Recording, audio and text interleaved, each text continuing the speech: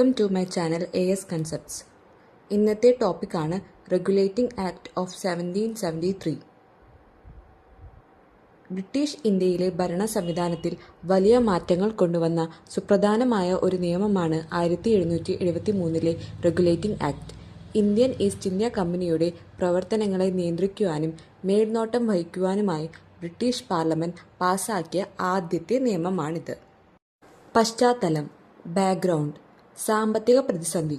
അഴിമതിയും മോശം മാനേജ്മെന്റും കാരണം ഈസ്റ്റ് ഇന്ത്യ കമ്പനി കടുത്ത സാമ്പത്തിക തകർച്ചയിലാവുകയും ബ്രിട്ടീഷ് ഗവൺമെന്റിനോട് 10 ലക്ഷം പൗണ്ട് വായ്പ ആവശ്യപ്പെടുകയും ചെയ്തു.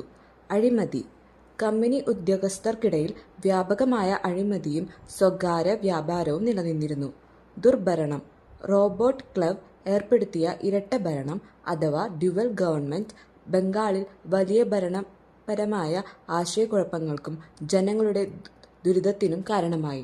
ബംഗാൾ ക്ഷാമം. 1770കളിലെ ഭീകരമായ ക്ഷാമം ദശലക്ഷക്കണക്കിന് ആളുകളുടെ മരണത്തിന് കാരണമാവുകയും കമ്പനിയുടെ വരുമാനം കുറയ്ക്കുകയും ചെയ്തു.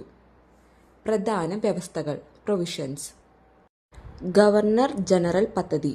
ബംഗാൾ ഗവർണറെ ഗവർണർ ജനറൽ ഓഫ് ബംഗാൾ ആയി ഉയർത്തുകയും വാരൻ ഹേസ്റ്റിംഗ്സിനെ ആയിരുന്നു ഈ പദവിയിലെത്തിയ ആദ്യ വ്യക്തി. Executive council. ഗവർണർ ജനറലിനെ സഹായിക്കാൻ 4 അംഗങ്ങളുള്ള ഒരു കൗൺസിൽ രൂപീകരിച്ചു. സുപ്രീം കോടതി. 1774 കൽക്കട്ടയിൽ ഫോർട്ട് വില്യം സുപ്രീം കോടതി സ്ഥാപിച്ചു. സർ എലീജ ഇംബെ ആയിരുന്നു ആദ്യ ചീഫ് ജസ്റ്റിസ്. കേന്ദ്രീകൃത ഭരണം. മദ്രാസ്, ബോംബെ പ്രസിഡന്റുകളെ ബംഗാൾ ഗവർണർ ജനറലിന്റെ നിയന്ത്രണത്തിലാക്കി. നിയന്ത്രണങ്ങൾ. കമ്പനി ഉദ്യോഗസ്ഥർ നാട്ടുകാരിൽ നിന്ന് സമ്മാനങ്ങളോ കൈക്കൂലിയോ വാങ്ങുന്നത് നിരോധിച്ചു. പ്രാധാന്യം അഥവാ സിഗ്നിഫിക്കൻസ്. ഇന്ത്യയിലെ കമ്പനി ഭരണത്തിൽ ബ്രിട്ടീഷ് പാർലമെന്ററി നിയന്ത്രണം ആരംഭിച്ച ആദ്യ ചുവടുവയ്പ്പാണിത്. ഇന്ത്യയിൽ ഒരു കേന്ദ്രീകൃത ഭരണ സംവിധാനത്തിന് അഥവാ സെൻട്രലൈസ്ഡ് അഡ്മിനിസ്ട്രേഷന് അടിത്തറ പാകിയത് ഈ നിയമമാണ്.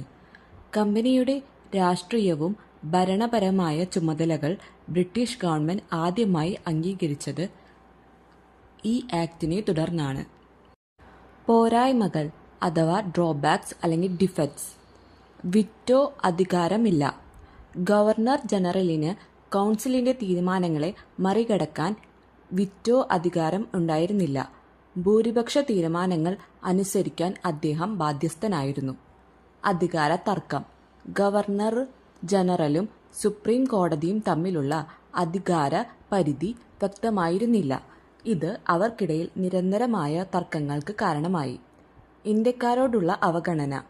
കമ്പനിക്ക് നികുതി നൽകുന്ന സാധാരണക്കാരായ ഇന്ത്യക്കാരുടെ പ്രശ്നങ്ങളോ ക്ഷേമങ്ങളോ ഈ നിയമം പരിഗണിച്ചില്ല.